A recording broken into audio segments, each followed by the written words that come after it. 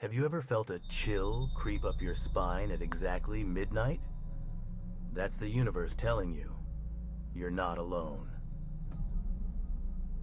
Join us as we delve into the shadows of the unknown.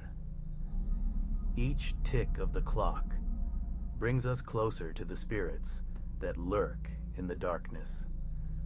Are you ready to meet the unseen? The apartment was cheap, too cheap. Located on the top floor of an aging building, it had a stale smell, like old cigarettes and forgotten dreams. Dust caked the windows, filtering the sunlight into an unsettling gray haze. John, a young writer desperate for a break, ignored the warning bells in his head. He told himself it was perfect, a place where he could finally finish his novel. The rent was all he could afford, and besides, he wasn't one to believe in ghost stories. The real estate agent, a nervous man with shifty eyes, handed him the keys with a haste that bordered on rudeness. "Good luck," he muttered, his voice barely a whisper. John dismissed it as city weirdness, but even as he unpacked his boxes, a sense of unease crept up his spine. This was his home now, he told himself. A place where he could finally be alone with his thoughts.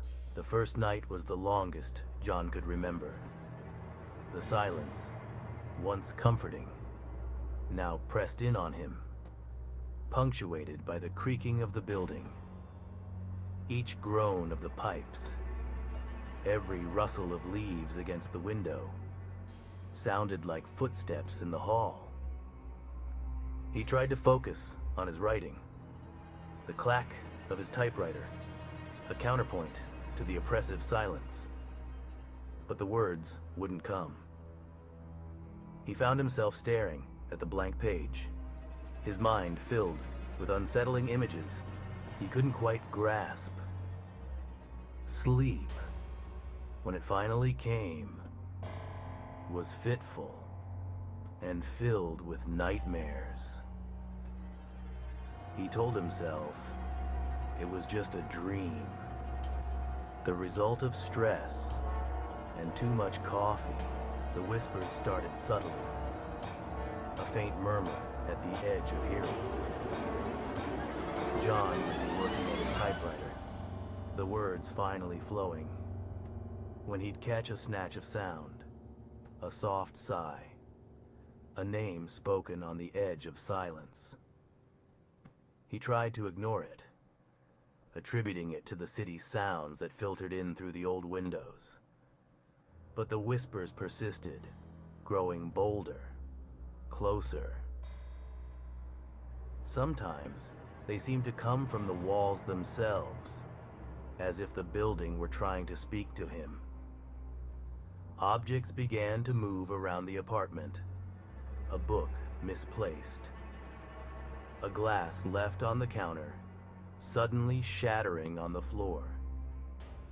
He was tired, stressed, and working long hours. The shadows grew bolder, no longer content to lurk in the corners.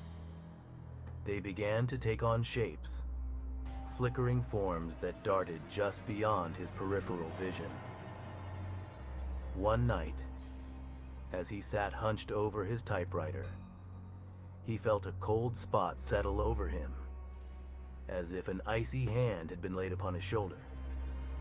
He spun around, his heart pounding in his chest, but there was nothing there. He started sleeping with the lights on, but even that provided little comfort. The shadows seemed to mock the light, twisting and contorting in the corners of his vision. He couldn't shake the feeling that he was not alone in the apartment. John couldn't take it anymore. The whispers, the shadows, the constant feeling of dread. It was driving him mad, He packed his belongings in a frenzy, his hands shaking as he shoved clothes into suitcases, his typewriter rattling in its case. He just had to get out of that apartment, away from the unseen forces that haunted its halls. He left in the dead of night, his footsteps echoing in the empty street, the keys to the apartment left on the counter, like a talisman warding off evil. As he drove away, he cast one last glance at the building, its dark windows staring back at him like empty sockets. A week later, the for rent sign was back up outside the building. A young woman, an aspiring actress new to the city, stood on the sidewalk, eyeing the building with a mixture of curiosity and trepidation.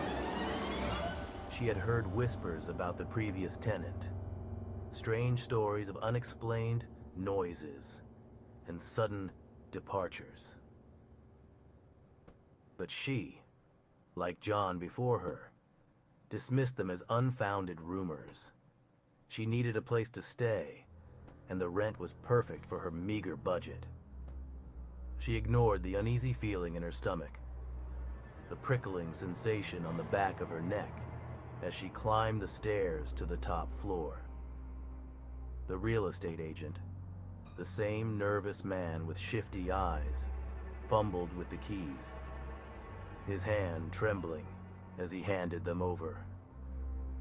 "Good luck," he mumbled, his voice barely audible. As she stepped inside, the door clicking shut behind her, the unseen forces stirred, welcoming her to her new home. If whispers from the beyond intrigue you, and shadows in the corner catch your eye, stay tuned for more eerie adventures.